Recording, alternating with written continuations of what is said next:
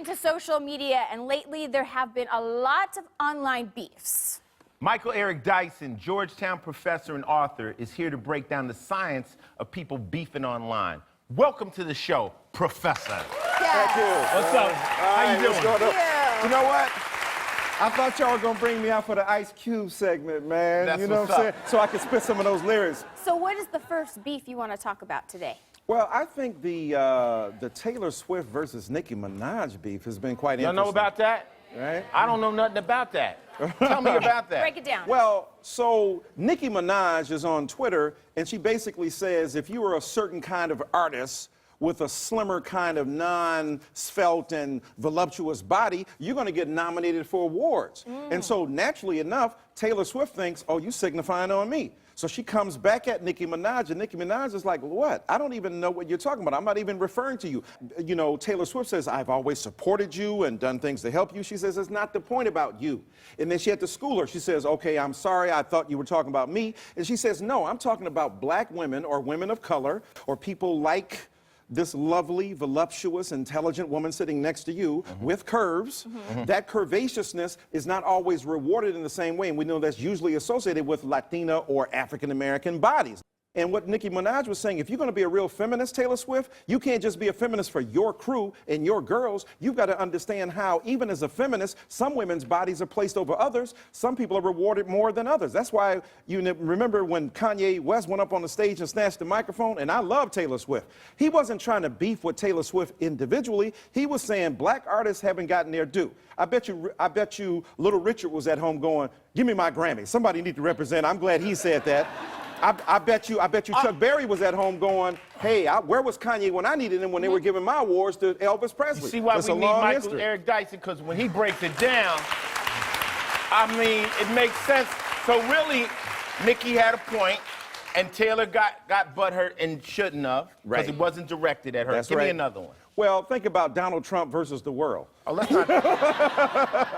not even talk about that clown. You're fired. What is the matter with Donald Trump? I mean, look, man, Donald Trump is leading, interestingly enough, the pack of all of those 17, 18, how many people are in the Republican Party now. And unfortunately, I think part of the reason he's out there is because he says controversial stuff. But Donald Trump is colorful, he's articulate, he's smart, he's successful. So he says a lot of stuff that a lot of people think but are afraid to say.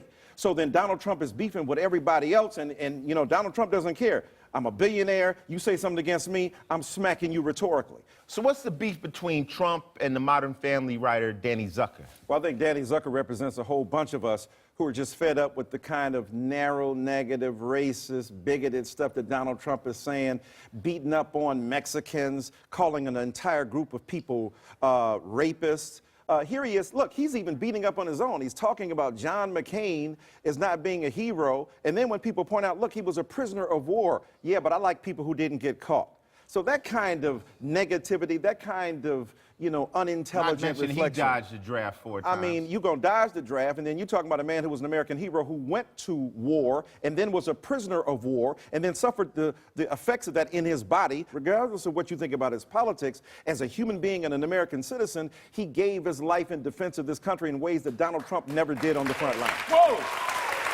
Wow. Hey, y'all.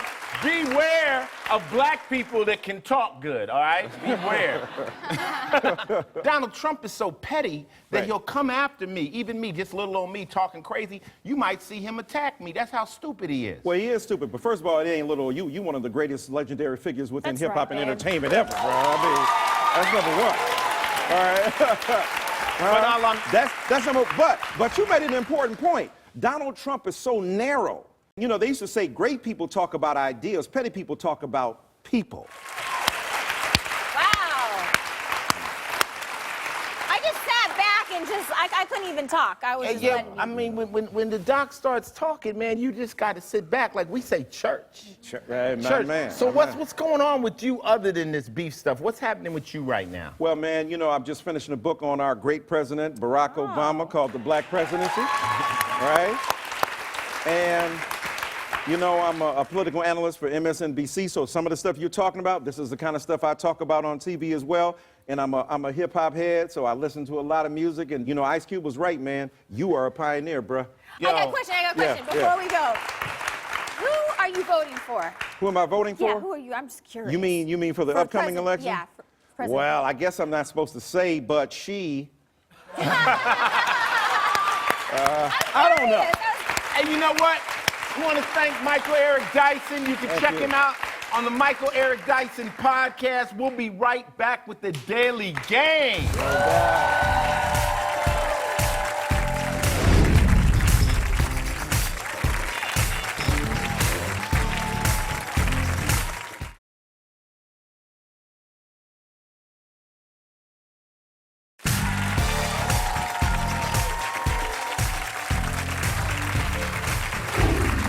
Personally, want to thank all of you for joining us on